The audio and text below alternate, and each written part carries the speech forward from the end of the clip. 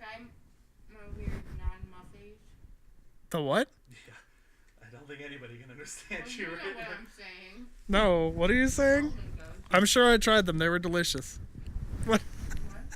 He said he tried them. They were delicious. They're not muffins. What am I, what am I talking about? I didn't explain. What is happening? When that happened, you just let him eat these weird deformed things? What things? What did I eat? Saul. What are you feeding me? I didn't eat nothing. We're in the fortress. We can't see anything.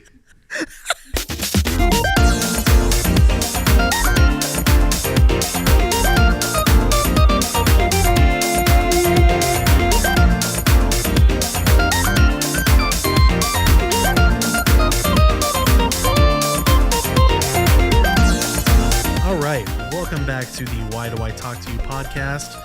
I think I'm still, for some reason, Saul Starsheep 4. And I am definitely still Dave Gamer Dave Naple. Oh, good. He's no sure need, about it. no need to change this gamer tag. Top tier. Thanks. No problem. I can't change it now. I mean, I've had it for years. Yeah. Well, it was when you started this podcast. I mean, I've changed my gamer tag a couple times. You were a ninja trainer, right? That's what you are? For a while. That was like the old school, like Nintendo forums screen name. Yeah. Yeah. And then I actually don't use this gamer tag in the Smash scene. I use a different one. What do you use? I use Napalm. N-A-P-L-M. Yeah. That's pretty cool. I felt it was shorter and a bit, I don't know. It also meant that if I went there and just sucked, no one would be able to find me as Gamer Dave, so, which is kind of what wound up happening. But that was a name that a church friend gave me. So I that's pretty cool. It was cool. Yeah, I think I'm too deep into this Starsheep 4 thing. Yeah. I've had a Gmail account of the. Oh, jeez. They already do. You said this already. This doesn't anything new. Whatever. Anyways, yeah, I've had it for years, and I mean everything I have is like Starsheep 4. Yeah. Anyways, it's too late. I think I wouldn't even remember it if I did. Anyways, so welcome back. Thank you guys for holding on. You know, on a personal note, at least just for me, you know, if you've been this is our 8th episode, right, Dave? Yeah. Yeah, if you've been following along this whole time, just thank you from the bottom of our hearts. We really appreciate it, and hopefully this means that you're not just paying us pity views, but that you're also just like actually enjoying at least some of what we have to say. Yeah. These last couple of weeks, by the time you are going to be listening to this, I mean, these past couple of weeks have been pretty trying for Dave and I, just on a personal note, not about this, but just our work lives. And so this is really this is awesome that we can just do this. Yep. and that people will also enjoy it as well. So thanks for listening. Hope you guys continue on. Yeah. So if you haven't really guessed or inferred or just like known by now, didn't read the title. Well, I'm not talking strictly about the title, but okay. like a lot of our gaming history, like growing up, revolves around RPGs. Yeah. I mean, you know, RPGs, you know, is maybe not our favorite type of game, but it's one of our favorite types of games. And I mean, because RPGs back in the day took up so much of our life, you know? Yeah. And you know, specifically JRPGs. So there's a lot of those that we're going to want to cover. Western RPGs were like hardly even a thing when we were growing up. Right. I cannot even think of, like, I guess Bethesda was doing their really early stuff then, but like, I don't know. I mean, you know? Yeah. That wasn't where I was. I mean, I was a Nintendo guy, so definitely not on that, but I think Legend of Dragoon was Western. No, that was super Japanese. I mean, the style was super Japanese, but okay. And anyways, yeah, okay. I looked at the wiki right now. There's a whole bunch of Japanese characters next to it. Legend of Dragon. Dragon. Oh. Very, very Western. Oh. I'm not being racist. That's what it says here. Legend of Dragon. Yeah. What else would it be? Okay. Anyways, so a lot of those obviously involve Final Fantasy. We also already talked about Mario and Luigi Superstar Saga already on this show. We talked about Undertale. Those are 2 RPGs, but Pokemon. Yes, of course. But now we're going to go back I guess around the same time, but around, the grand masters of RPGdom, which would be Final Fantasy, and specifically Final Fantasy X. This is one of the few games that I've played that Dave didn't when I met him. Yeah, well, all those games pretty much revolve around the PlayStation. At the time we met, I don't know if I'd played any of the PlayStation games you had played. Did you play any PlayStation games? Did you have access to one? Yeah, I had a PlayStation for a very short time, but it was pretty much exclusively a Monster Rancher 2 machine, which is one of the weirdest things you could probably ever say. But I played the snot out of Monster. I wanted it specifically for that game because I had friends who had it, and it wasn't. I think nobody has ever said that before. They wanted the PlayStation just for Monster Rancher. It wasn't like a Pokemon knockoff per se. I don't remember exactly when the original one came out, in comparison to Pokemon. But the way that you play it was very different, very very different. If you've never played it before, Space Hamster actually does a pretty good overview of the game. He does a fun little video on it, and that was the game I wanted on my PlayStation. And other than that, I played Crash Team Racing and the Crash Bandicoot Mario Party knockoff. Crash Bash. Yeah, Crash Bash.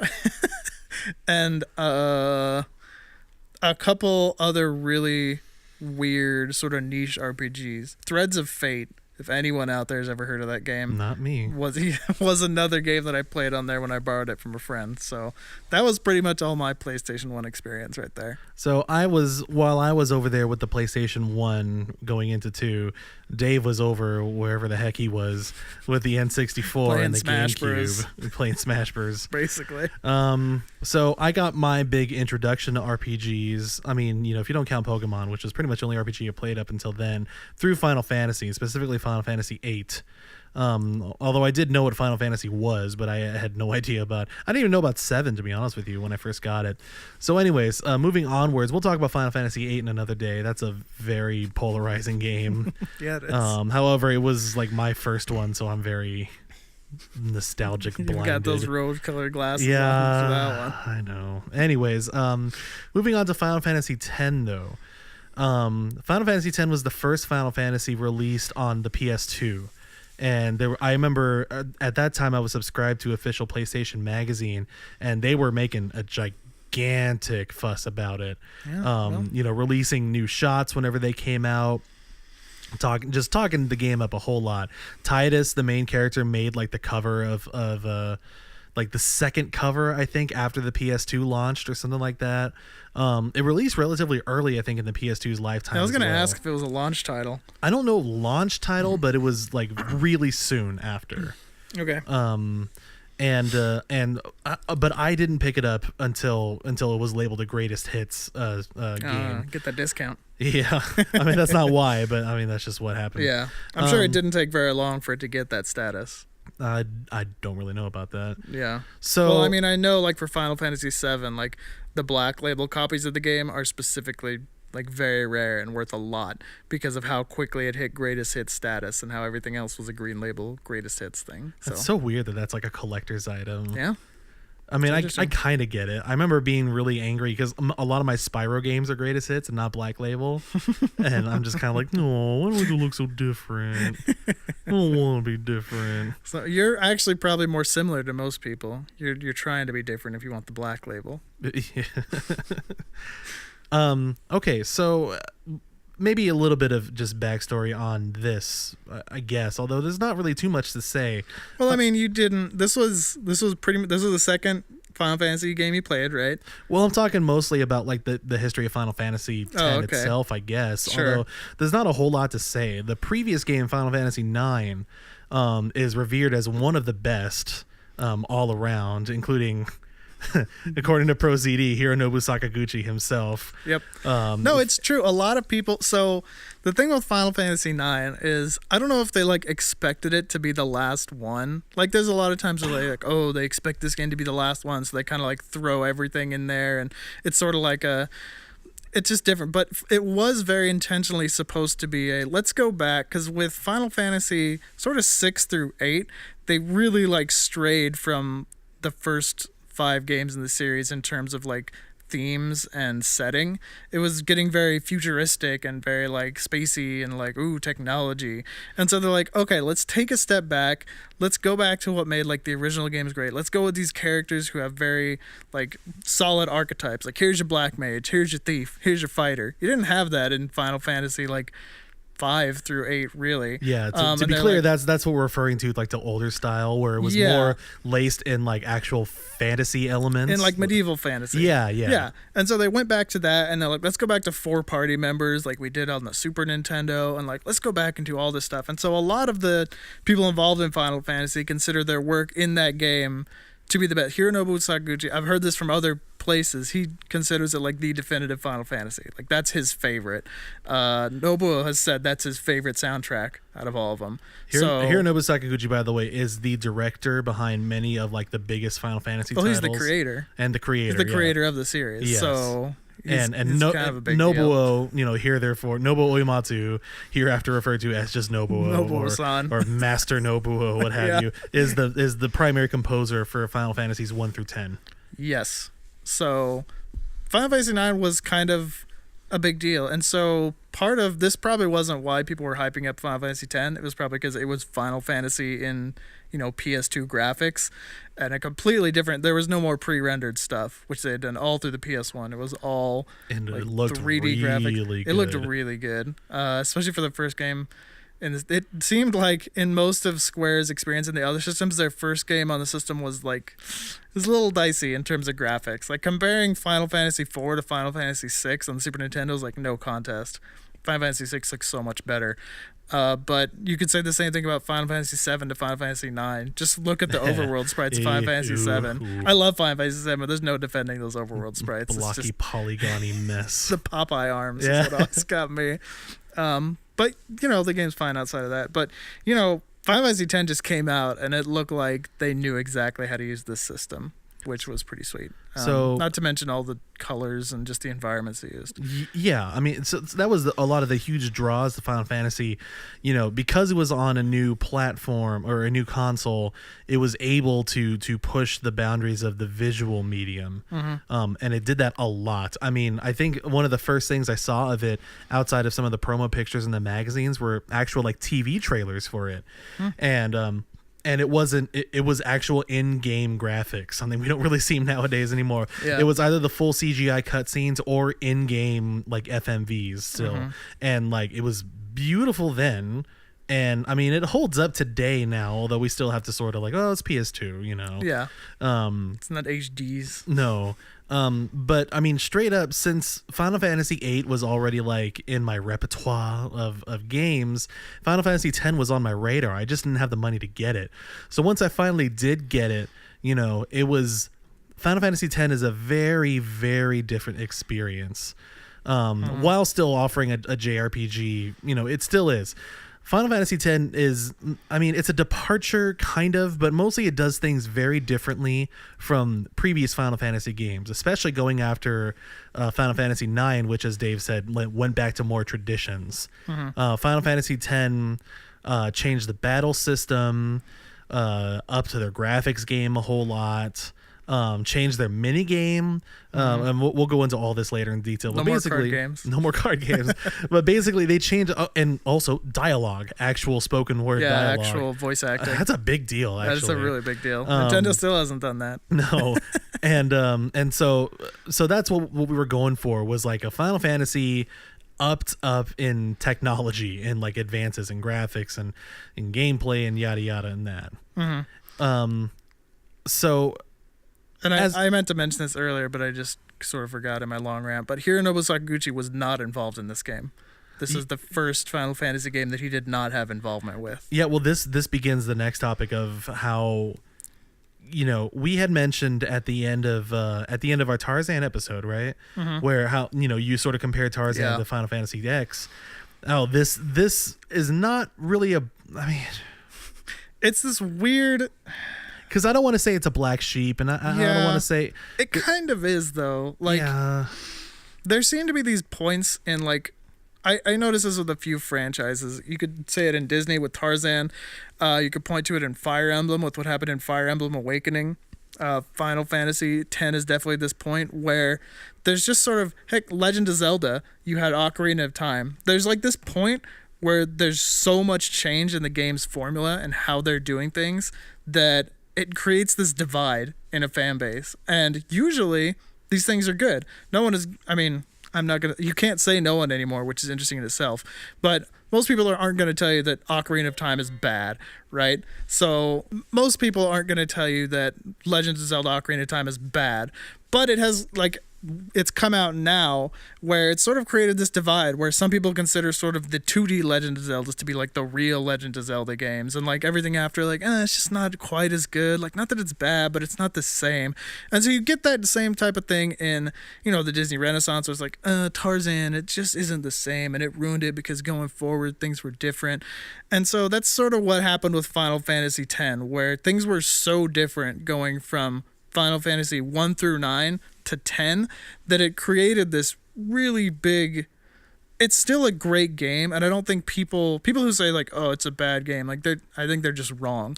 But there's a lot of people who like harbor this, it becomes a scapegoat, right? They harbor this sort of vendetta against it because after that, it just wasn't quite as good, and you know, everything's different, we don't have this or that anymore. And it's just like, I feel like people can't say that nowadays because of like 14 and 15.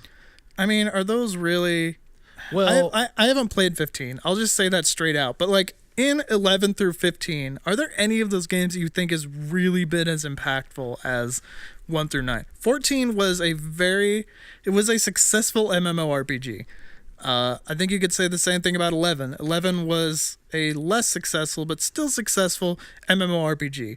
But the very fact that they went to MMORPGs instead of traditional JRPGs is pretty different. Final Fantasy 12 is good. Everything I've heard about Final Fantasy 12, I have not played it. Everything I've heard says that it's good. But it is also sort of a black sheep because it takes place in the world of Ivalice, which is intentionally connected to other Final Fantasy spin-off games, specifically the Tactics series. It's all made by what's called within Square Enix as the Ivalice Alliance, sort of like Sonic Team and Sega. Like, they do all the games that take place in Ivalice. And so Final Fantasy 12 is one of those. And so it follows a lot of what Final Fantasy X and the other ones do in terms of like storytelling, and it follows all that, but it's still a little different. It still feels a little outside of things. And then Final Fantasy 13 happened. Final hallway. And then we ignored that and we went all the way to Final Fantasy. Well, I mean, Final Fantasy 13 was just weird. It came out with 3 different episodes, like, which was just so weird. Sequels to Final Fantasy games was weird enough as it is, and maybe we'll get around to talking about the Final Fantasy. Well, X I think sequel, the point but is that like Final Fantasy X sort of maybe like was a bit of a starting gun to like the end of traditional JRPGs.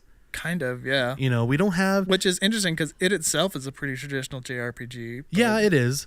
But like since they themselves sort of like distanced themselves from 9, you know, which was a fairly traditional JRPG. Very traditional, yeah. You know, so intentionally. it's so like all we're saying is that Final Fantasy X was sort of the start, you know, because after that or the end. It's like the bookend, right? I think it could fit into either one. I think it's good enough as a game to fit it. Like when I think of the Final Fantasy games I want to play or that like I would recommend to people, I would say play 1 through 10. Yeah, you know what I mean? 10 would be included in there, absolutely. Yeah. It's like, I mean, sort of like Tarzan. It's like we can sort of scapegoat Final Fantasy X as the end of traditional JRPGs. I mean, I'm sure traditional JRPGs came out after 10, but like, have you heard of them? Yeah, I mean, you know, did they really did they create new franchises? It wasn't like what Final Fantasy was doing, where everyone was a big deal, and it like stop the presses, new Final Fantasy coming out. I mean, I think the next wave of actual like RPG games were in the flavor of Elder Scrolls, you know? Yeah. Those are RPGs. They're MMORPGs, but they're RPGs. No, they're not MMOs. They're action RPGs. Aren't they MMOs? There is an MMO, Elder Scrolls Online, but like Oh. most of the rest of the ones are not Oh. MMOs. Either way, though, I mean, they are role-playing games. They're just not, what they're not They're the Western flavor. role playing. They're Yeah. action role playing games. It's kind of like Kingdom Hearts is definitely super Japanese, but it's an action RPG. It was no longer like, here's your turn, you take your turn, I take my turn. It was action RPG. So when I played the game, when I played Final Fantasy X, I was still, we didn't see the impact that this game was going to have. So we played it. Yep. We just went through it. Yeah. Some things were different, and we just accepted them because there were many other things that just sort of outweighed in good ways, like those things that were different that seemed kind of off at the time. But Dave here, when did you actually get to play it? So I sort of intentionally tried to make the summer of between my junior and senior year of college, like my summer of RPGs. That was when I determined that I was going to play through as many Final Fantasy games as I could. Because as I mentioned, I grew up in a conservative household, and Final Fantasy type games were a big no-no. Even if I had the systems, Was it was this like, also Magic? Was this also because you were trying to get like fodder for your capstone? Yeah, also that. But I just wanted to do it. So Final Fantasy IV on the DS was the first Final Fantasy game I played. I played that towards the end of my junior year. Final Fantasy VI came next, and I played that mostly on tour, on one of the infamous tours that Saul and I went on, although a little bit before and after. Then I played Final Fantasy I on the GBA, and then I played, was when I played Kingdom Hearts and Final Fantasy VIII at your house, when I was there pretty much all the time. And I intended to do Final Fantasy X as well, but let's be real, me just listing off all those games probably tells you that I bit off way more than I could chew. Yep. So I don't think I actually played through Final Fantasy X until the year I got married. So it was sort of late 2013, early 2014. Because I played it in front of my wife a lot, and she still has, whenever she hears the battle music, she still immediately recognizes it. So yes, that is when I finally got around to playing it. And so at this time, 12 was out, right?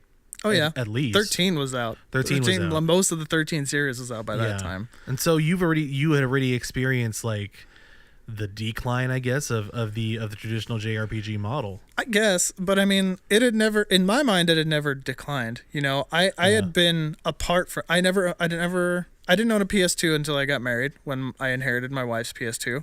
And she didn't grow up playing RPGs, so she certainly didn't have it. I didn't have a PS3 until I got married, when I bought one for other things. So by that time, it had already sort of been established. Final Fantasy 13 bad. Don't waste your time. So I had sort of been outside of all that. So in my mind, I had never really sated my like RPG like hunger that had started when I played Super Mario RPG because of the systems I'd been on. So when I got to do the summer of RPGs, it was all very fresh. It's not like I was replaying it on the Final Fantasy IV on the DS when I'd played it on the Super Nintendo. Like, it was brand new to me. Same with 6, same with 1, same with 8, same with Kingdom Hearts, same with 10. So it was all new to me, man. If that makes sense. So let's talk about some of the ways that X was different than let's say, I guess we can say 9, although that's going to have to be its own episode. Yeah.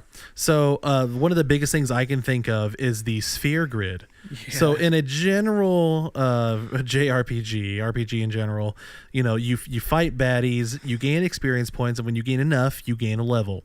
And generally, when you gain a level, some or all of your stats will raise a little bit to show that you've gotten stronger. Yeah, sometimes you'll learn a new move or something. Right. In Final Fantasy X, the stats that grew as you grew levels was determined on the sphere grid, which was this big, well, I mean, not a grid. It was just this big old like smattering of How do you even describe that thing to someone who hasn't seen it? A work of art? I don't Is it? know. I mean, like, have you ever seen modern art? Have you ever seen pictures of the whole sphere grid filled?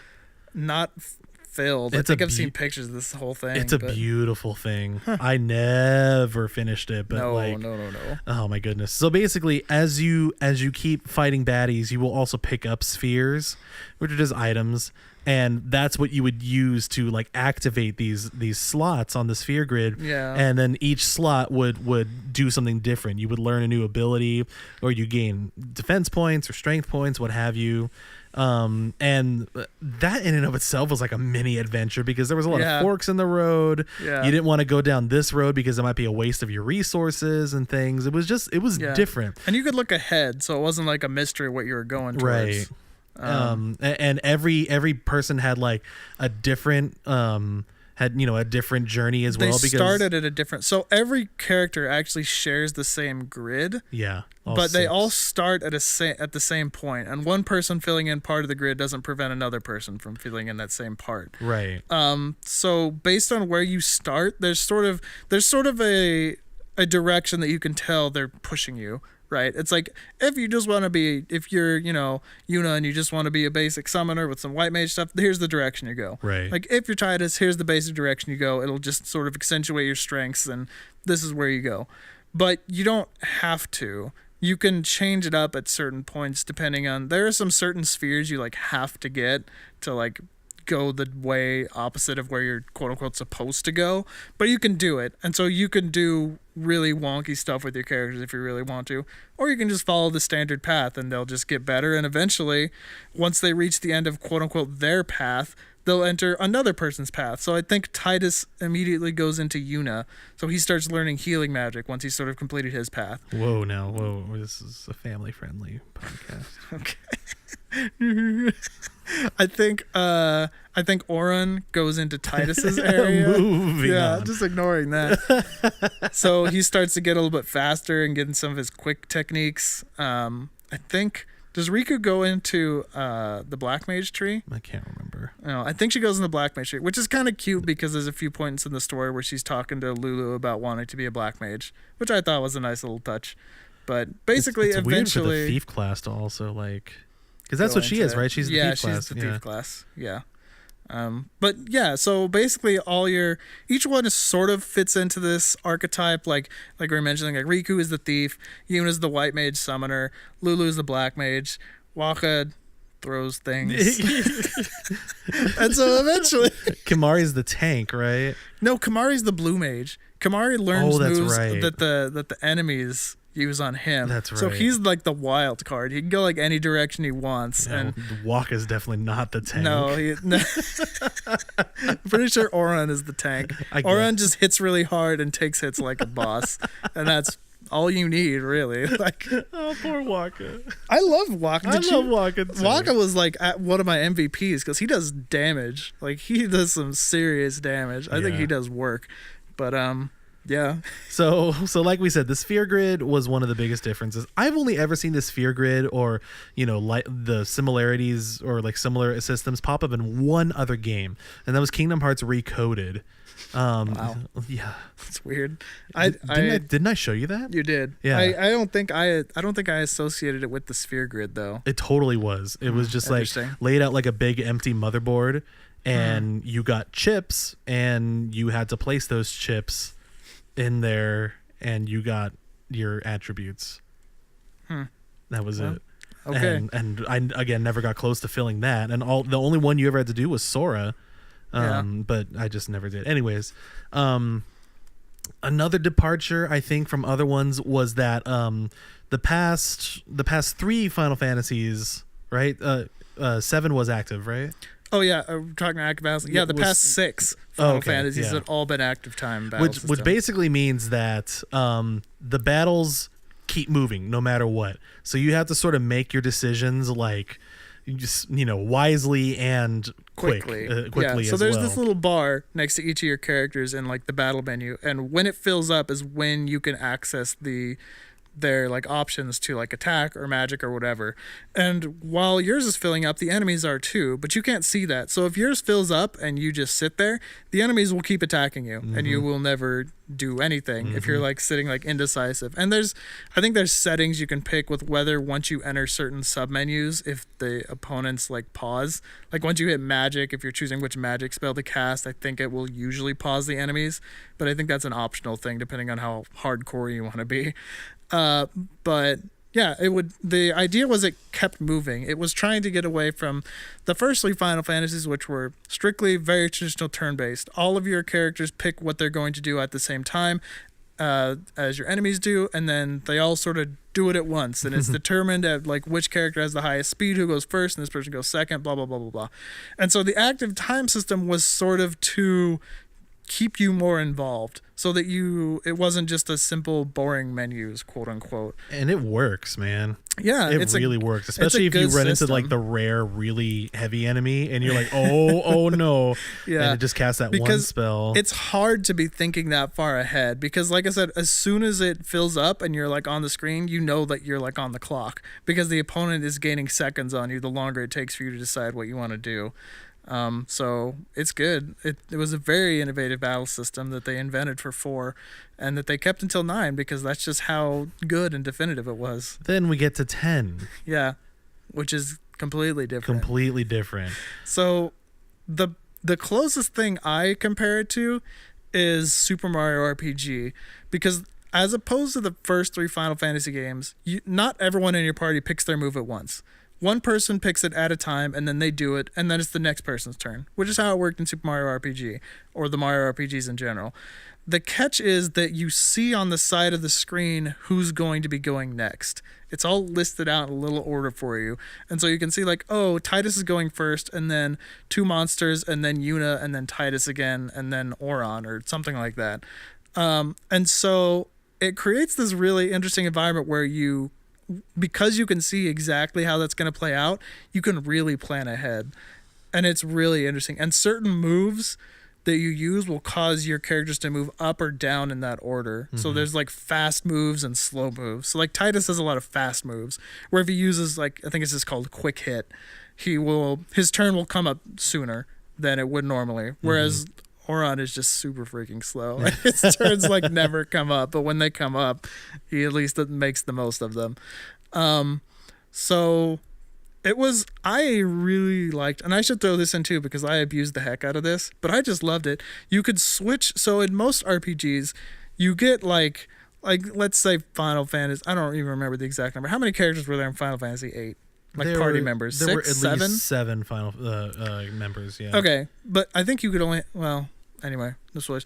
But let's say you have like 7 characters in your party, right?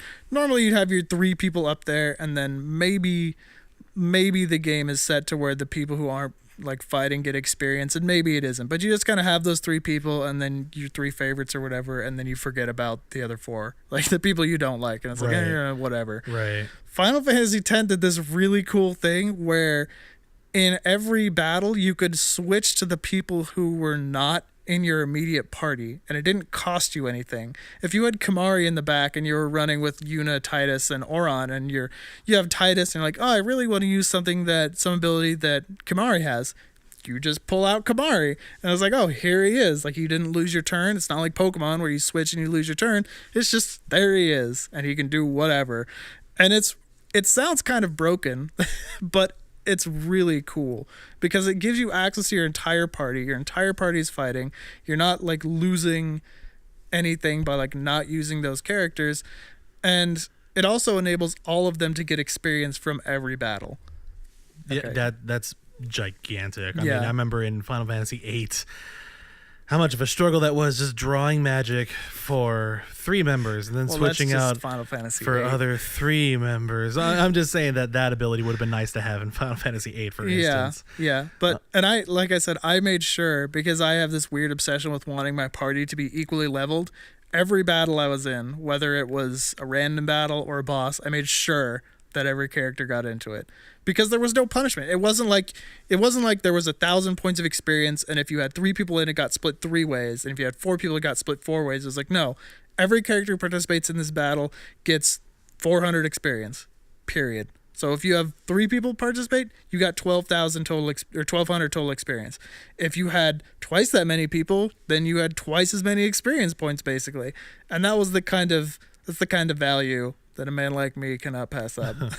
So, and it was cool because it made you use every character. It was just, I liked it a lot. I thought it was really cool. And the fact that it let you stop and think about how you were going to use your turns and each character's individual ability, I think really influenced how they were able to design the bosses. I think the bosses in Final Fantasy X are some of the best bosses in terms of gameplay and how you fight them in the Final Fantasy series. I think they're really good and really interesting. So those are probably I think the two primary, unless I'm missing a big one, two primary like differences in gameplay. That was like the first thing. Well, There's no overworld. Yes, There's that's true. that was a really big deal because it was tradition from Final Fantasy 1 to 9 that you had an overworld and eventually you got an airship and you could fly all the way around it. Now you still get an airship in 10, but it's not so you can fly around some gigantic overworld. Right. It is a bit more linear. Is that fair? It is actually. Yeah. It's super linear now that I think about it. Yeah, and it's become like a meme. It's become a trope to make fun of the new Final Fantasy games because they're linear. And if you do want to point a finger at 10 for starting that, like I guess you can, but I don't mind it. It's not like there weren't side quests you could go back and do. It's not like you couldn't go back and do this stuff. It just wasn't on an overworld where it didn't quote unquote feel as free. Does that make sense? Yeah. I mean, I'm thinking of like, I think the Mi'ihen High Road. Yeah. Like, that is just a big rail now that I think about it. Yeah, Although it's just like an area in Super Mario RPG. Again, it's like you get to this area and you go through it. It's a place for you to go through, and it's okay because it's like a dungeon almost, like a mini dungeon. Yeah. Right. That it's just that the Mi'ihen High Road is just for you to get from one place to another, or like a route on Pokemon, kind of. I don't know. There are other differences like limit breaks are different. Yeah, I Limit forgot breaks about are limit almost breaks. like mini games all in their own right. Yeah.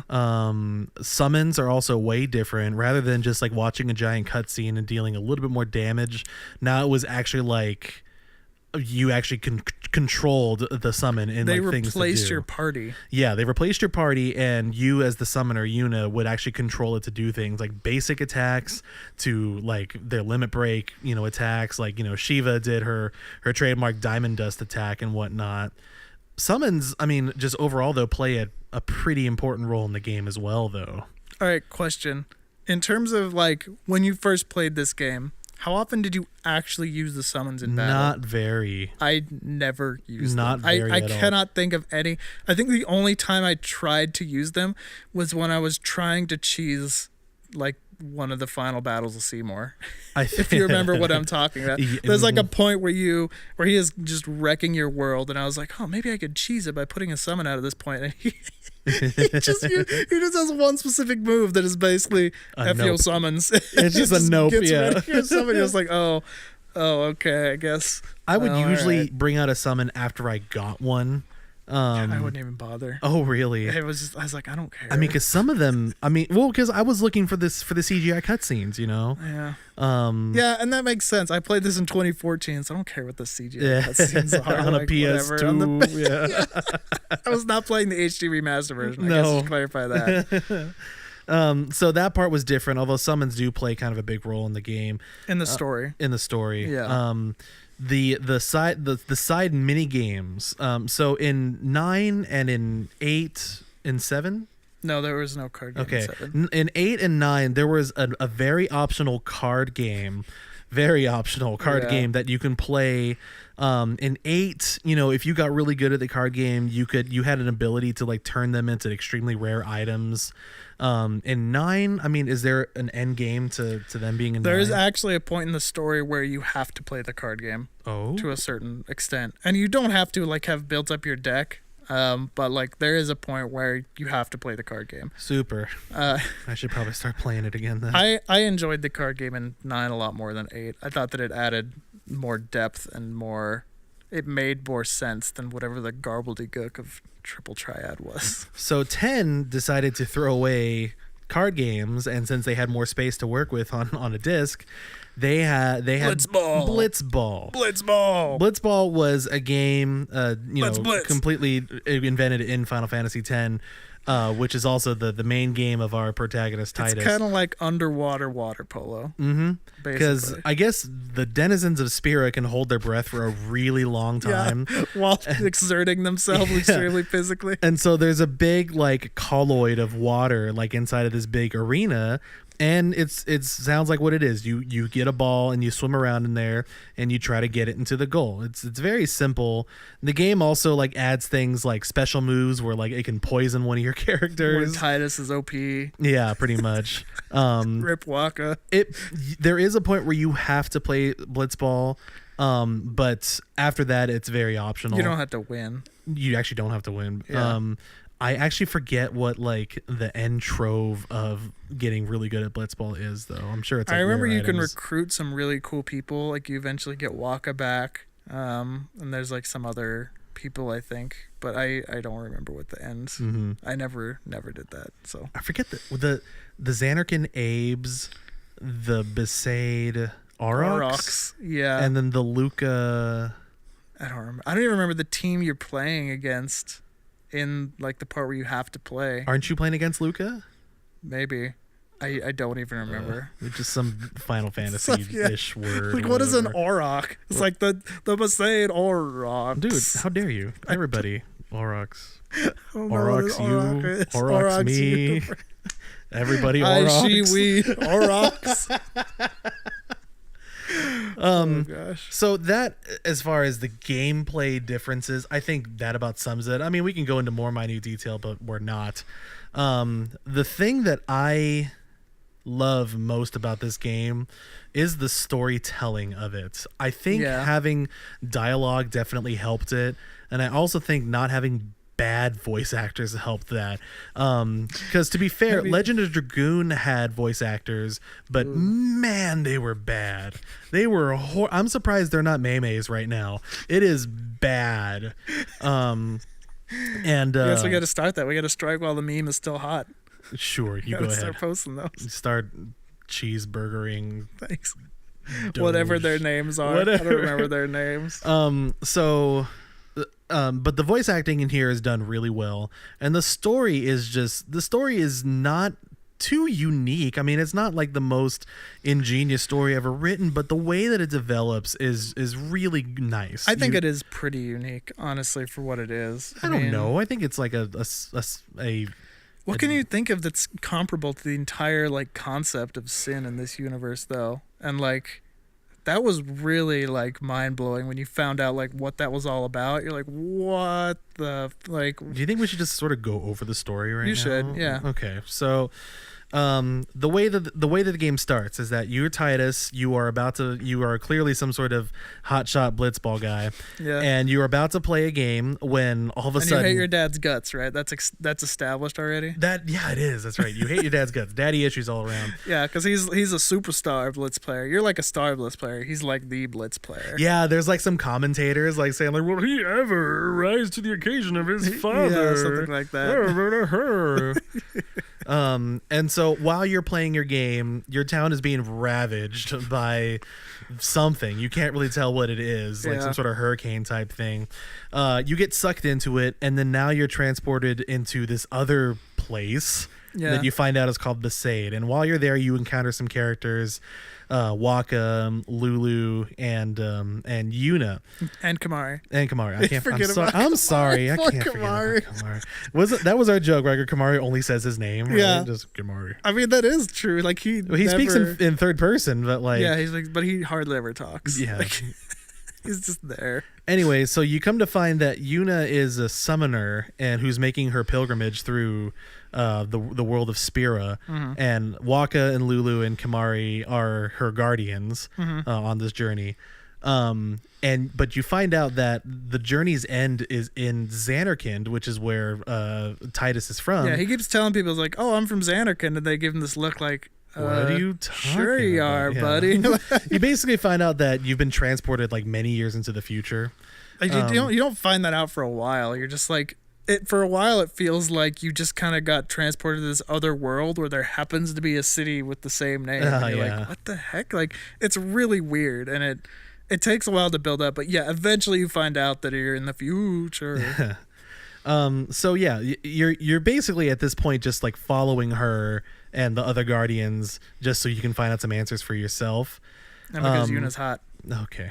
On the way, Well, I mean, for Titus, you know. on the way, there's a not a separate, but like, you know, the other sub story of, you know, the people in Spira of, you know, Machina versus not Machina, basically.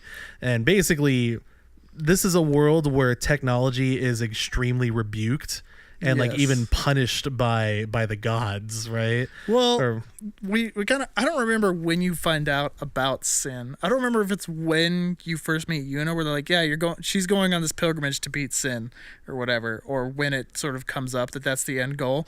But basically, there's this church, the Church of Yevon, and it pretty much is like the church of the world. Like, it's like the world religion, and except for like a few people, the Albed, who are very separate from everything. And so it is one of the church sort of rules that you are not to go too far with Machina or technology.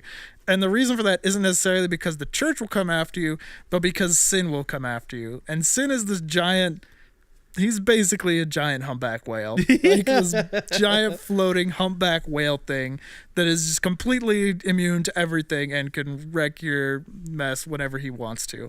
And what tends to draw him to a place is Machina. So once a area like builds up enough Machina, enough technology, there's this pattern where sin will show up and just wipe the city Flatten up. the whole yeah, city, just yeah. flatten it, just completely wreck it, and then go back to doing whatever it does when it's not wrecking stuff.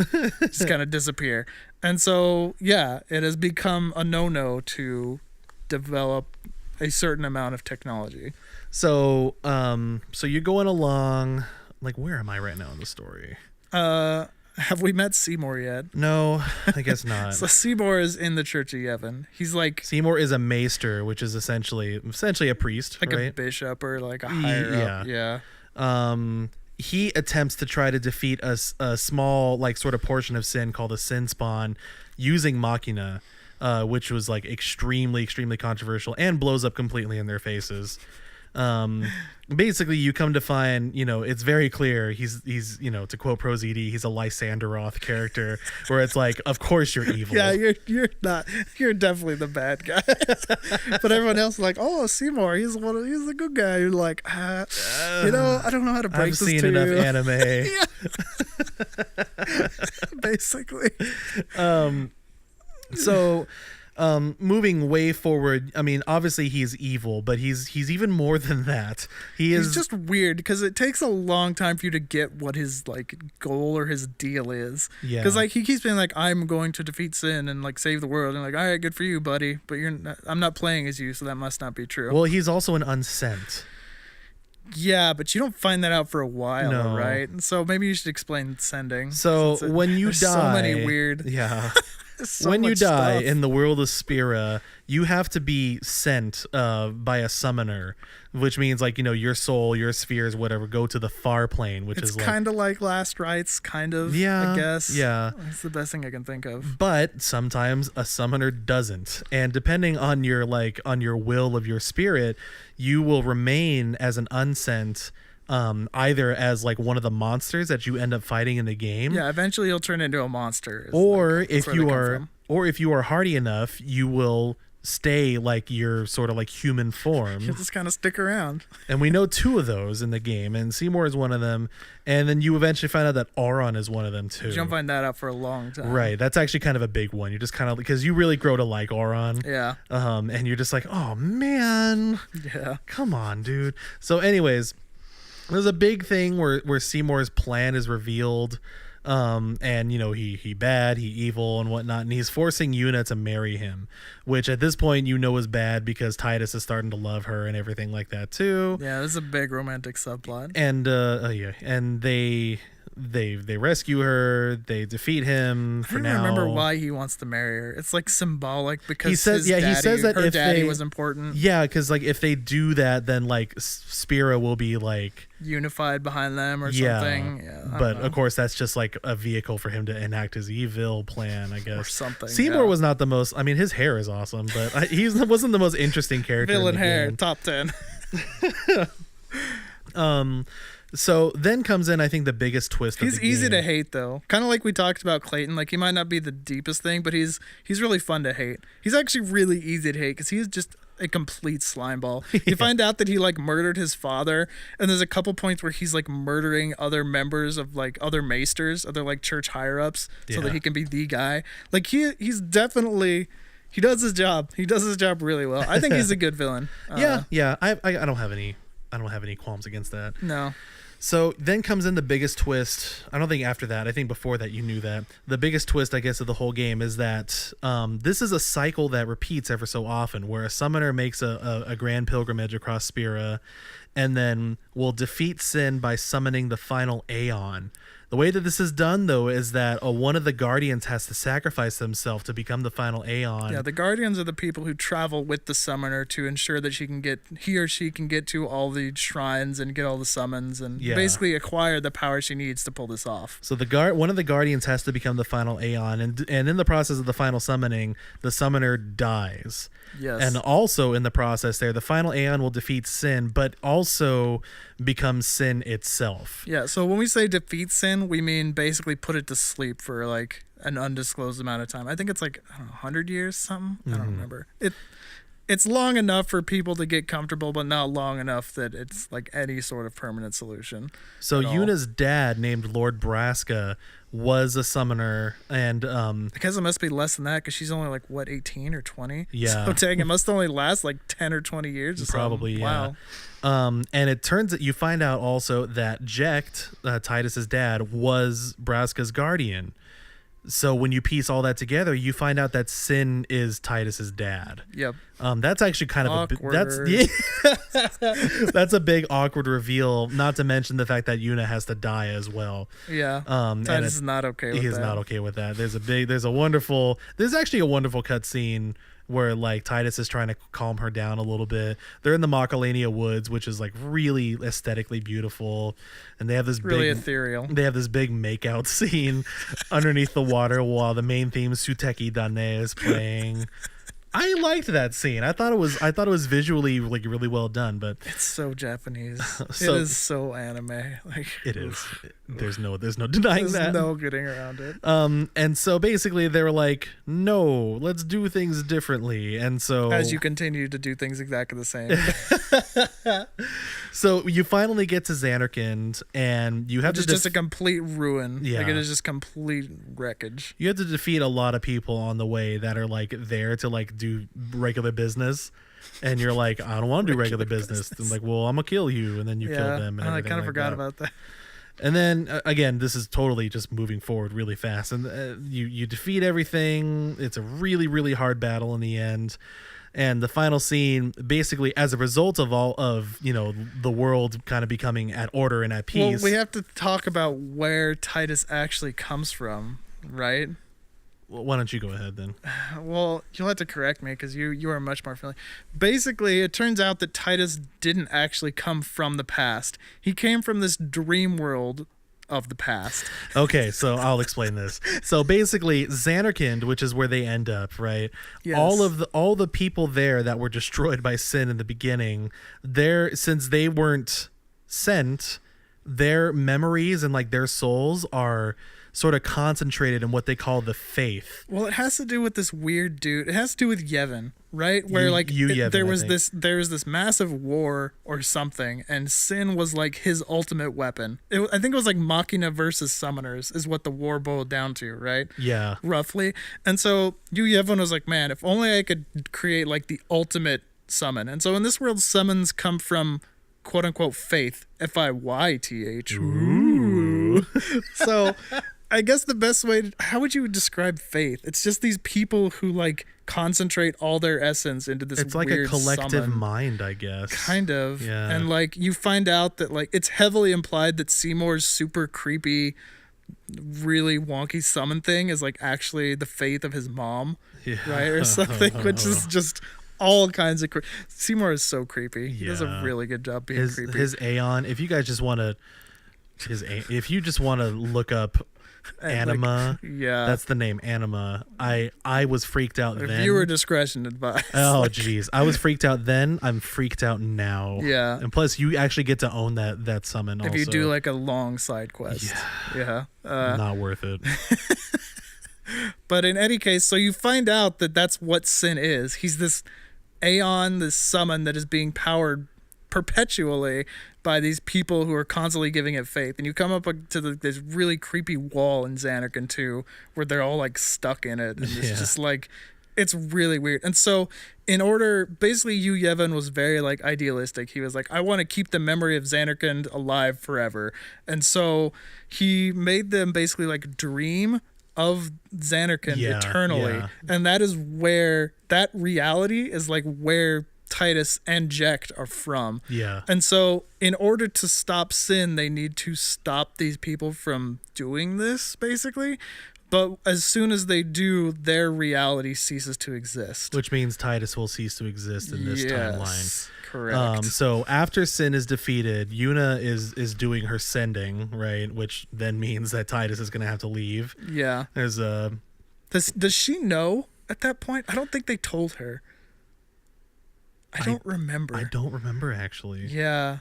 I feel like he didn't tell everybody. I think he like sort of hinted at it to like Waka and maybe Lulu, but I feel like they're like, dude, don't tell Yuna. Like, dude, don't tell Yuna. She can't handle that. You. It's wow. Anyway. So the end scene involves and may I just say, and I've said this before to Dave, the ending scene when I first got to it messed my day up. It's very sad. The emotion that I felt like watching it as a kid or like a teenager, I guess. Yeah, I was a hormonal teenager when this happened. Like the rest of my day was just messed up because of how depressing it is. It's really well done. Titus is starting to like fade away. He's starting to dematerialize, I guess. And like there's a scene where like he's trying to jump off the ship to make like a big dramatic exit, and then Yuna has to like come after him, but like runs straight through him, because he's like a ghost now. He like doesn't even exist, and it's just she just lays there. Yeah. And it's just so like heartbreaking. You're just like, ugh. And they could have left it there, but instead they had to make a sequel. Which doesn't have to do with this because we're talking about a good game here. So talking about good games on this episode. Ooh, burn. Oof. I don't know anybody who argues that Final Fantasy X2 is. I mean, I've heard people say the gameplay is good, which is like okay, but everything else. At what cost? At what cost? Yeah, basically. So that's the basic cliff notes of the story. And you can tell it's pretty esoteric. Like it is, there's a lot of weird stuff going on, which is it's very Final Fantasy at this point, right? Yeah, like, and there's a lot of subplots we're not talking about either. Like, we mentioned the Al Bhed, and how like one of your party members is Al Bhed, and Waka is basically incredibly racist towards them. Yeah, actually. Waka is like extremely religious, basically. Like he's very devout in his religion. And there's he's good because there's a good reason for it, because his brother went off to fight against Sin, I think. Yeah. And he wound up dying to Sin, which Waka believes is a result of them like using too much Machina or like whatever. The Al Bhed are sort of like excommunicated like race of people because they insist on continually using technology. Yeah, and so at first, Riku becomes one of your party mates, and she's actually like the first person you meet. She too. is, and then she like disappears for the longest time. It's kind of interesting. Yeah, absolutely. So that is that as far as the story goes. I loved the story. There are some things that are, like Dave said, are like very Japanese anime. It's very hokey sometimes. Yeah. I mean, the big wedding scene is extremely like that one's good. Yeah, it's good, but like it is very. You should see this animated. You know what I mean? Yeah. I don't know. I kind of want to push you a little bit on the voice acting specifically, because when people harp on this game, I feel like some of the things they do harp on is how right, that one. And also how cheesy the story is in general, you know, which is kind of a little bit accentuated by that scene and scenes like it. I think people sort of take that scene. It's sort of like my Spider-Man 3 argument. I like Spider-Man 3 Ooh, a controversy. lot. Yes, I guess we're getting there already. I like Spider-Man 3 a lot. You mentioned Spider-Man 3 to the people that are just like on the bandwagon. Yes, I will say that. They Dang. will just immediately call it the dancing scene, right?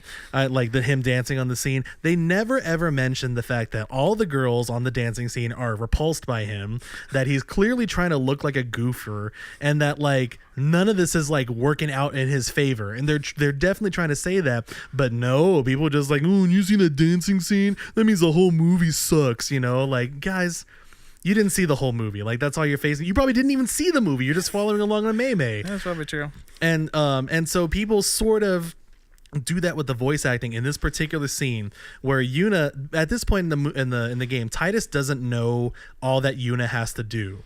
And yeah, so for most of the game. He's right. left in And the so dark. Yuna is like really, really heavy on this right now. And so Titus is trying to cheer her up and saying like, you know, what I like to do to my troubles is I try to laugh them away, right? Like that's what he says. I think something like that. And so to do that, like he does a very forced laugh. It's a very just ha ha ha ha ha ha ha. You can find it anywhere on the internet if you really want to hear But it. the thing is that people always take that scene and they're like, oh, the voice acting's bad. Listen to his laughing. You fool. You're supposed to know the context of it. And if you push along in that scene, they start laughing for real because they realize how ridiculous it is Yeah, it's true. themselves. Yeah.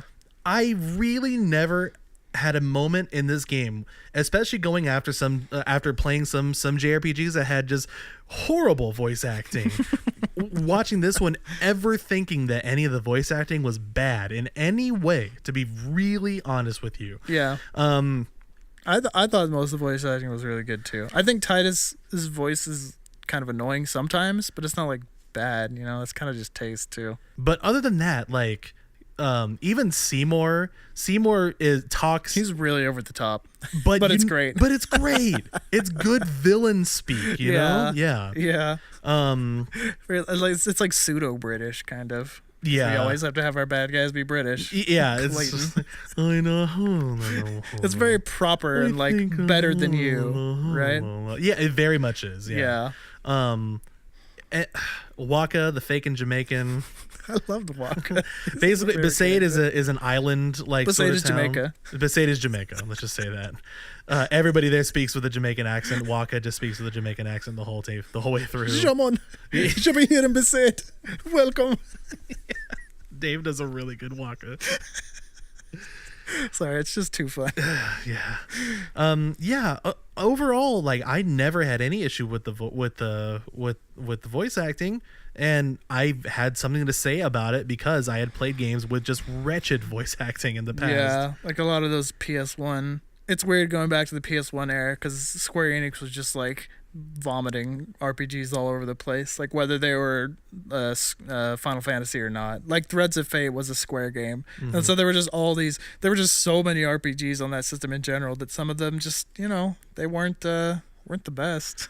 It's, I guess, because, you know, all their money and efforts do go into Final Fantasy. That's their flagship series. At least back then it was. And like Legend of Dragoon didn't have as much support as Final Fantasy did. I mean, it wasn't Square Enix either, but then there's that too. Yeah. But like even, I mean, just off the top of my head, Mega Man X4, I had that for PlayStation. That one had anime cutscenes in there, and if you've watched the completionist video on this, you'll get to see just how bad some of the acting can be, and it is pretty bad in there. I'm not even gonna quote it because it's just that bad. So I had played a lot of games with bad voice acting, not just like okay or like charming, but like no bad voice acting. And going to Final Fantasy X, man, it was good, yeah, great, refreshing. even, you know. Obviously, I like to talk about the music when it comes to any Final Fantasy game. This was, again, sort of talking departures. This was also the first Final Fantasy game where Master Nobuo was not the only composer. He composed the main theme, Xanarkand. He composed many other themes he composed most of the music for the game. Yes. But he didn't do all of it. Dave wanted to try to do something with me here. Yeah.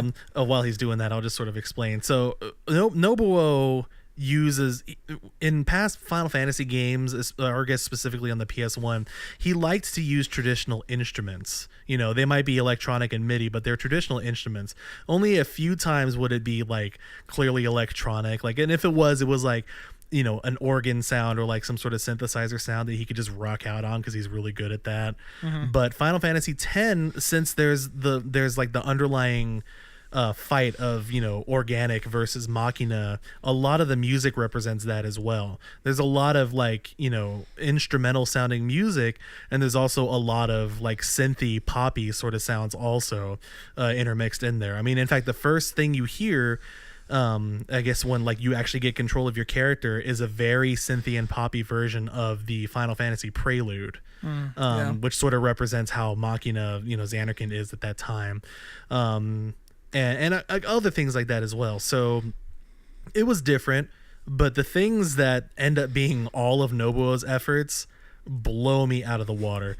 The ending theme for Final Fantasy X is, I mean, I haven't laid this out yet, but it might be my favorite Nobuo composition. I think just because I know what's going on in the whole cutscene, like I get more emotionally invested when it comes to it. But man, it's just good. He's a genius. If only I could ever meet him someday and embarrass myself in front of him. I love music. We'll go to. I've been to Distant Worlds a couple times, so I have at the very least seen him and like been in the same building as him, which is pretty cool. Yeah, I like that. Yeah, Saul hasn't had the opportunity, but we'll do it. We'll make it happen. So how do you want to do this? Do you want me to name off some songs? If I name off songs and you don't know them off the top of your head, it might be a little awkward. So do you want to try to name some that like you think of when you think of this game, or? Sure, I will. Okay. There are some might not be on my immediate list, so it might take me a little bit to look them up, but we'll try that. There are some of these that I know immediately off the top of my head are not Nobuo, and those that are, because I have been a fan of Nobuo's work like for a long time now. I sort of understand his style. I kind of get how he like composes his stuff, but I mean, I could be wrong on some of these. So let me start off with some easy ones. Okay. Zanarkand. Nobuo. Yep. Ending theme. Nobuo. Yep. Besaid. Someone else. Yes. So the other two composers who did this were Masashi Hamauzu and Junya Nakano. So Besaid specifically is Masashi Hamauzu. So Tsutaki Dane. Nobuo. Yes. All right. So now, Thunder Plains. Thunder Plains is one of those. The ones that I actually took specifically to put on my list were the ones that got rewritten for the piano soundtrack. So they're sort of the more popular-ish ones, and Thunder Plains is one of those I really enjoy. Saul does not. Anyone who has played the game, and I will specify, has tried to do the Thunder Plains subquest, probably automatically hates this one. I did not try to do the subquest, so I think it's just a fine piece of music. So, Solomon, Thunder Plains, Nobuo or not Nobuo? Not. You are correct. I knew he wouldn't let me down. That was Masashi Hamauzu. I knew he wouldn't let me down. All right, let's try another one. Okay. The Travel Agency. Not. You're correct. That too was Masashi Hamauzu. Many of these also, I don't know actually. I'm just sort of like thinking back on them and like trying to see if I can piece this together. So. Yeah, this is one of my favorites, and if you don't remember it, I won't blame you too much. Do you remember Via Purifico? Oh, yes. This is Nobuo. Yes, it is. You're correct. All right, let's see. Man, what I'm else totally we got blowing here. up the mic with all these victories. Do you remember Titus's theme? That is Nobuo. Yes, it is. You're Yeah. All right. Man, I'm good at this. All right. The final battle. So this is not the battle against Jack. This is the battle against Yu Yevon and the summons. Is this the one that's like do-do-do-do-do? Yeah. I'm gonna say not. You are correct. Man. I am impressed. That is again Hamauzu. How about Hum of the Faith? That is Nobuo. Trick question. It was both Nobuo and Hamauzu. Oh. Yeah, so they worked together to compose that one. Okay. So there you go. That's an interesting one. What else we got here? Do you remember Riku's theme? Riku's theme. I do. Okay. Nobuo. Yes. Correct. Wow, you are batting 1,000, sir. I'm impressed. All right. How about Otherworld? That is the song that plays while you are fighting Jack. No, it's not. That is. Otherworld is the opening scene. It's the the same rock song. song. Yeah, but that's the song that plays when you're fighting the Jekt boss too. Oh. Is it? Yeah, it's the same song. It's the heavy metal like. Oh, I guess I don't remember. Yeah, it definitely. But it does play at the beginning. It plays at both. It's trying to harken back, I think. I'm gonna say not Nobuo. It was Nobuo. Oh man! So they just got a band to do it then. They must have. So that one's interesting because if you just listen to all his other stuff, you'd be like, no, that's not Nobuo. But if you think Black Mages, you're like, yeah, like that kind of totally is. Well, I mean, you know that Black Mages did a cover of Otherworld, right? I'm not surprised. I mean, that's why I thought that that it was. Well, actually, that should have tipped me off that it was. maybe. But that cover is actually inferior to the game cover, in my opinion. Yeah, Okay, I got one wrong. Yeah. Apologies. that's okay. Are there any other that come to your mind? I can try to Macalania look up. Woods. I like Macalania Woods, but I'm gonna say that's not Nobuo. Okay, I'll have to look that one up. While I'm looking that one up, I'm gonna throw out one that I do know. I'm gonna throw out Mia and High Road. Oh no. Because I know it off the top of my head. Yeah, that one. It's got like the bouncy noise, right? Down, down, Yeah. down. Yeah. Oh no. Oh no. Oh no. Yes, Nobuo. Correct. Oh. That was Nobuo. That one surprised me a little bit because that is very different from his normal stuff for sure. Well, okay. I guess for me, like, because the melody still kind of goes somewhere. Like, it still like has some sort of direction, but yeah. Okay. Yeah. So I said Macalania, Macalania is not. you are correct. That was also Hamauzu.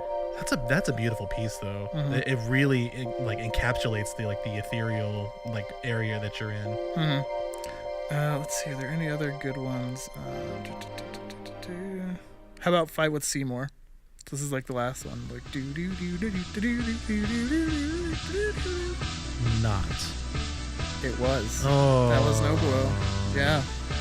So I got two wrong. That's not that bad. how about a contest of Aeons? I'm sure you remember because you actually did those Aeon battles. Do you remember that one?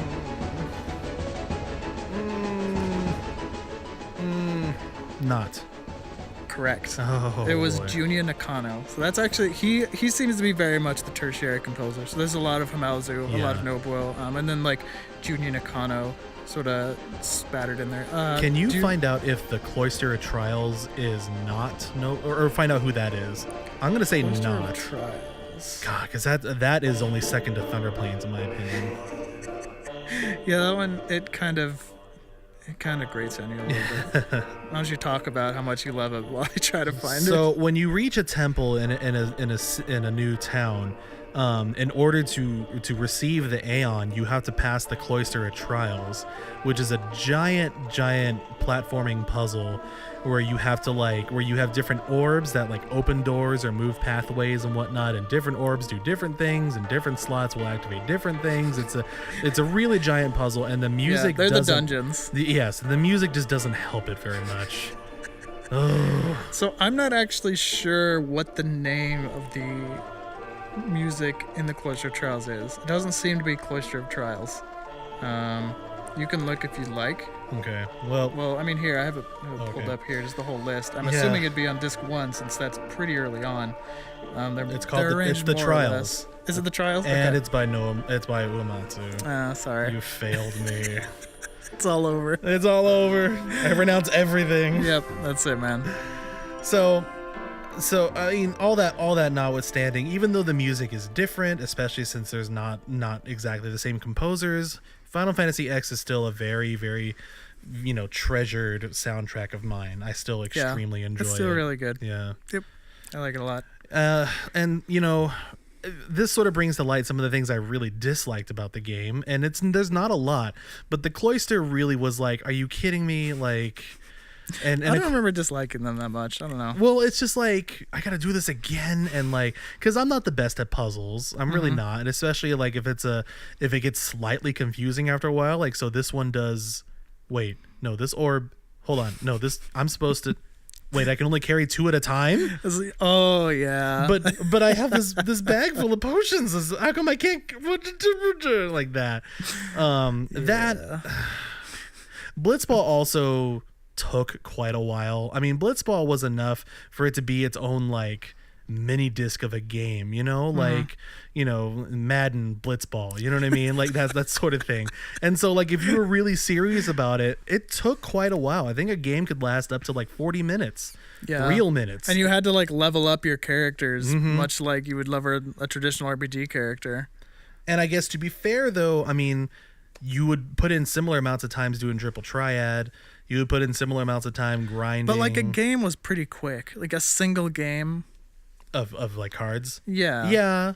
But it depended on how far you wanted to take it, I guess. Yeah. But I mean, even man, if you wanted to take Blitzball all the way, like that's just I can't even remember. I can't even like imagine that almost. I like, don't think I did. I can't even remember. There's no way I ever did. I never really tried. I was determined to beat the optional mission, like the forced one that you didn't have to win. I was determined to beat that, so I had my fair share of resets there, that's for sure. But because you were not supposed to win that really, but you get. It was really hard to win that. I don't even remember if the reward is worth it. You do get a reward. I don't remember if it was worth it. 5 potions. Like I can't remember if it was an exclusive Mithril. item or something. I don't think it was that important, to be honest with you. In fact, I think I remember like, Are you kidding me? The weapon system, I don't want to get into this, but I seem to remember the weapon system in this game being very different too, but I barely even remember what it was. Yeah. You had to like put the orbs in your weapon too to like level up certain, I don't remember. Oh yeah. Something weird. Spheres were like everything, like as far as leveling up. Yeah, the weird thing with spheres too was unless it was like one of the really rare ones that unlocked one of those sections I was talking about in the grid, you just had a million of them. Yeah. So it was never like, oh, I want to put this one in there, but I don't have it, so I guess I'll use this one. It was like you had an embarrassment of riches in spheres. You Yeah. could just do whatever you wanted with them, which, you know, I don't know if that's a good or bad thing, but so how do we want to wrap this up? I mean, I you know, I don't think the perfect game ever exists out there, but this was a really good game. I think the things that it tried to do differently was done well. I think it integrated well. Like I could tell it was different, right? Especially coming after I had just playing Final Fantasy VIII, which had a completely different system entirely. I gelled well with like the sphere grid. I gelled with, you know, lack of overworld, and the battle system took a little bit of time to getting used to, but it wasn't that bad. Side quests were about any other side quest that I can imagine, except for the Chocobo balloon thing or something like that. I don't even remember. You Chocobo. well, because like Chocobos were mountable, and like Oh yeah. you had like a I don't know. timed trial or something like that. If I remember right, actually, that got kind of really frustrating after a bit. I never but did it. Yeah, I don't know if it was worth it either. It was just Chocobos. Chocobo. Overall, though, I just like Dave said, like if anybody was like, oh, I want to play like some classic Final Fantasy, 10 would easily be included in that. I mean, yeah, I totally agree with you. This is if I was gonna rate my like top Final Fantasy games. So you have only played 8 and 10, correct? Not to like expose your gaming sins or like whatever, you know what I mean? But I've dabbed in 1. Okay. And that's about it. And I know you've played over halfway through 9. Yes. Although I don't know if it's some over way. half. I don't know if it's over half. I think it's about half. I think it's a little bit over. I don't remember exactly. I mean, disc 4, this is kind of so Final Fantasy 7 was just 3 discs. What they kind of wound up doing with disc 4, I think they kind of did this in 8, was like, here's the final dungeon. Also, you can go back and do all the side quests. That's kind of, so like 4 is not as long as the other discs. You know what I mean? It's not, yeah. And so Final Fantasy 9 does the same thing. Anyway, I have played, the list that I have played is 1, 4, 6, 7, 8, 9, 10. So I've not played 2, 3, or 5. I've started 5. And I will admit that I did not technically finish 8, but I didn't feel like I needed to. So you're there calling, you go. You would say 9 is your top then, right? Yeah, so 9 is my top. I would probably put 10 in my top 3. Oh, okay. There was never a point in 10 where I wasn't having a good time. And I feel like people will want to know when I played this, because a lot of people have their theory like, oh, well, you always like the ones you play first better, even if they're not the best ones. So again, the order I played them in, for those of you curious, was 4, 6, 1, 8, 7, 9, and 10. I think that's all of them. So 10 was actually the last one I played. And I loved it. I thought that everything it did was really good. I thought the battle system was very intuitive. I didn't have any problem transitioning at all. Partially because the skill cap wasn't super high. It wasn't like you had to make this quick a reaction like in the active time battle, right? You could take your time getting to know it. And once you realized you could pull in any party member at any time, it really opens it up for you. And it's so cool because it makes all your party members relevant instead of like just your favorites or whatever. The only other RPG I can think of that did that was Final Fantasy 6 and 7 kind of did it in a couple different parts. And Golden Sun 2 does that really well at a certain point. But the fact that your whole party was with you and relevant the entire time, that was one of my favorite things. And I thought the story was good. The love story wasn't, it was anime. It wasn't anything to write home about. But, like, it wasn't the worst. It was, like, I'd say it was, like, marginally better than 8, maybe. Yeah. And even 8's one of my less, I can't even say it. I still enjoy 8 as, like, and 10, as hokey as they might be. They're not bad. They're a little cheesy, but they're enjoyable the whole way through, I enjoyed the characters a lot. They had a lot of personality to them. Like, there's funny little side things with Waka and Lulu that beyond just like I don't know, it feels real. I feel like they really know each other because like Lulu, what was it? Lulu dated Waka's brother, right? Yeah. And so there's this like connection with them as well and how they're handling sort of the same grief. There's like a lot of really interesting side stuff, and I didn't think the dungeons were as bad as Saul did. I really liked this game, and I thought the sphere grid was a lot of fun to work through. Like, I'll be upfront and tell you, I just did the really boring, just follow the path, whatever. But it was still cool, like, seeing what came next and, like, having that option and being able to, once you got powerful enough, to have Titus start learning white magic and what that implies because he's so fast and he can be available. Or, having Oron learn some speed moves to where he's not just this turtle of a character, or having Waka get to learn some of Oron's like really crazy armor break malarkey. It's kind of overpowered. And having that attached to a character who can actually attack more than once in a millennium. It was really good, and I really enjoyed the emotions it came with. I enjoyed pretty much everything it did. So pretty much this is definitely a pretty high mark as far as our experience in JRPGs. We don't really it's pretty clear we don't really agree with some of the backlash and the hate that it sort of gets. We think it's good for many different reasons, and we see the reasons why people didn't quite get onto it, or people still don't really quite get onto it as much. But it made a giant impact in the world of RPGs and gaming in general. And I mean, I think for good reason. Titus and Waka appear in Kingdom Hearts.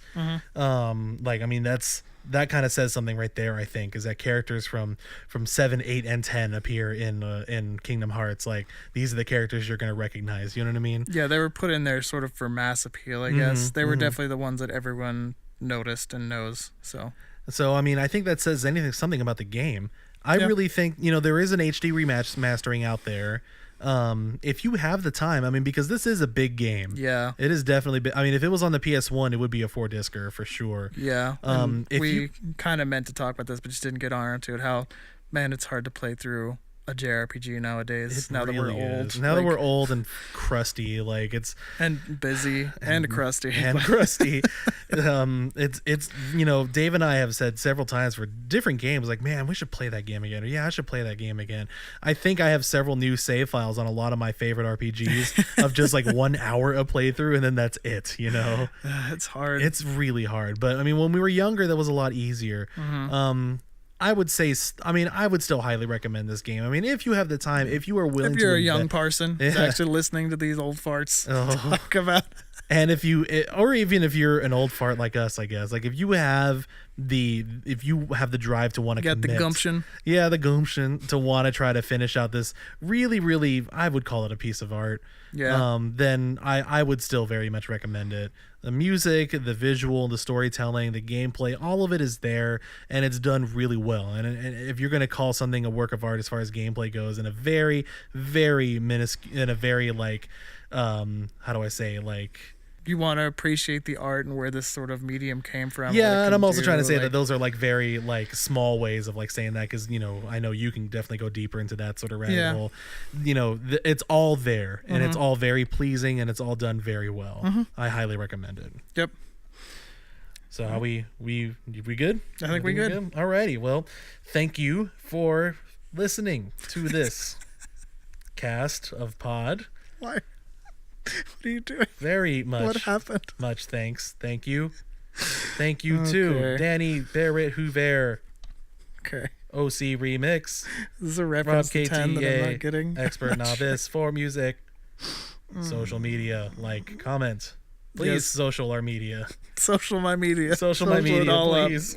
We're on Facebook and YouTube. And you can I cleaned out my Twitter, so I reopened it so people could actually find me. Oh no, maybe I need to do the Find me- same. You can find me at GamerDave if you actually care. I probably won't tweet anything, but maybe you can tweet at me or something. You can find me at Big Surprise Starsheep 4. Oh, there you go. That account's not been active for about 10 years now. I Yeah. think. Same. And whatever calling this. Anyways, on the real though, thanks for listening to this, and we really hope to see you again on the next episode. Take care.